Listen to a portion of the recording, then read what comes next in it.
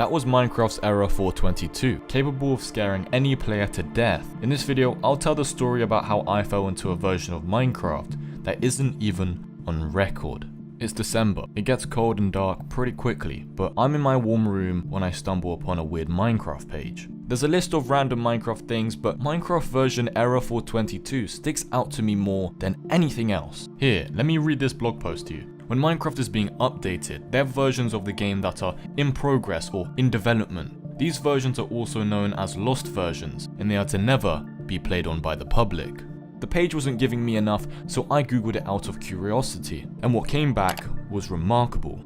Error 422 is the lost and scariest version of Minecraft. It was a snapshot rumored to be Minecraft 2, including intelligent AI capable of creating real-time in-game problems. In this version, all possible game codes were rewritten from scratch, but something went wrong. The game, as it were, came to life and began to, well, do as it wished. Now, in my time of playing Minecraft, I've never heard of such a thing, but that wasn't going to stop me.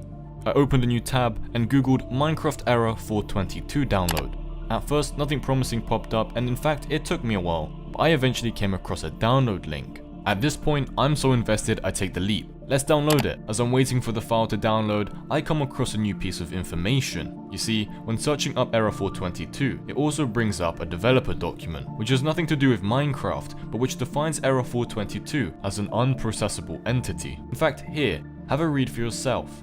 Did you catch that? To put it simply, from what I understand, and I'm no computer genius, the error understands your behavior but is unable to process it. If this relates anywhere near to the version of Minecraft, it would mean this Minecraft version has a real half mind of its own. To add to this fact, at one point this game disappeared completely, as if it never existed, nowhere on the internet to be found, and not a single place to download it. But here it was, with the download complete and the game ready to be launched. I double clicked on the shortcut and waited a second, for what was to come next would take me completely by surprise. The starting screen popped up and, well, I've never seen anything quite like it before. The game looked familiar in layout, but unique in a disturbing way, with the Minecraft logo glitching out every so often and the usual peaceful menu music being replaced with an eerie white noise. Here, have a listen.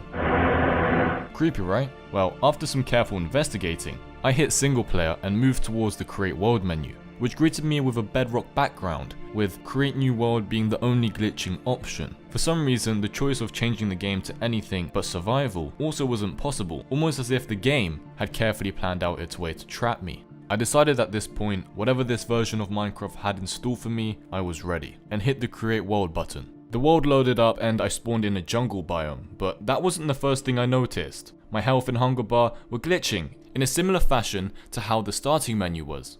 But either way, I started playing Minecraft as one does, collecting wood, cooking food, and upgrading my tools. But as I was crafting, I realized some of the items in my inventory were also randomly appearing with glitched out names. To add to this, the items were also not stacking into groups of more than 5, 7, or 9. I'm not sure if it's a hidden code or clue of some sort, but my best guess is that this was the game's way of restricting me. I kept moving.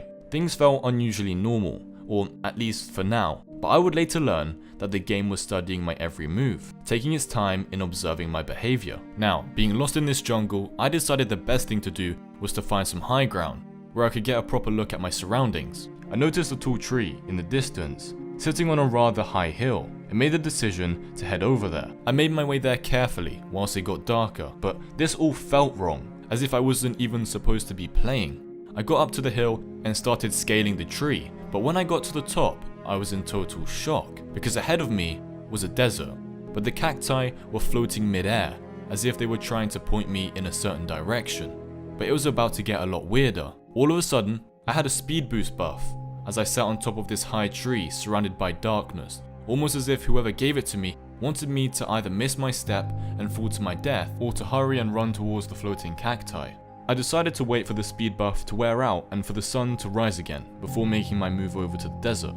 Morning arrived and the view of the cacti was unmissable. These things were scattered all along the skyline. I quickly made my way over to the desert, but whilst doing so, I noticed animals being stuck within jungle bushes. Is this normal? Either way, I set them free and kept moving. I crossed the last jungle bush and entered the strange desert. I was in total fascination. Seeing the floating cactus from the treetops was definitely something, but being directly underneath was unbelievable. Everywhere in the sky within a 300 block radius, or maybe even more, was entirely covered. I made my way over to the sand temple that I had spotted earlier in hopes of finding new clues. The walls of the sand temple used wool. I thought crafting a bed wouldn't hurt. Clearly, I was wrong. It was almost as if I had tried to sleep in the nether. One entire side of the sand temple was completely torn to shreds. Right, hold on a second. I wanted to know more about this version of the game and where it originated from. I went back to the original download site looking for clues of some sort and stumbled upon a description.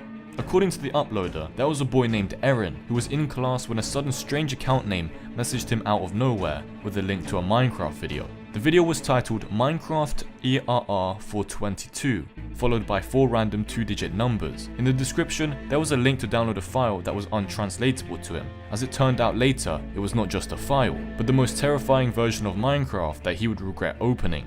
And then the story just stops there. Wait, what? Yeah, it just stops there.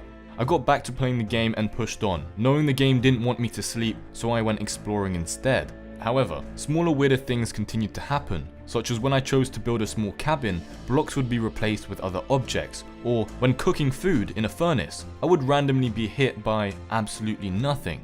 But my exploring came to a stop when I came across a rather empty desert village. Of course, this place was littered with floating cacti and other desert plants, but I felt safe here, so I started toying around, trying to interact with whatever this era truly was. I started placing blocks in a flurry, in an attempt to see what the other items it would shape into, and it worked. I had wood turning into iron pressure plates, seeds on sand, and a wooden staircase. I quickly got bored and picked up my blocks, and continued entering the different village houses, and then I started taking damage. I looked around and then checked my inventory. I had been poisoned. Weird, but not unexpected. I was having too much fun with this, and the game clearly didn't like it. To the point of when I decided to mine up dirt to once again try my luck with the random block replacement. This happened.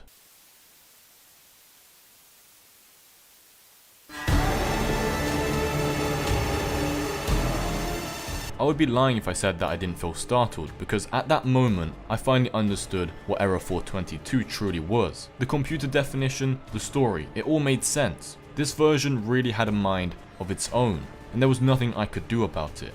I watched as my screen filled up with error codes and my glitched out screen closed itself out, and then being greeted with a simple black screen that I'd never seen before. As much as I would have liked to poke around more, I was done with this game version. I had my fun. It was time to go. Once I'd managed to close the Minecraft version, I've never uninstalled something so fast. If you enjoyed this video, check out the video on screen where I tell the story of how my Minecraft account was hacked, sold, and stolen.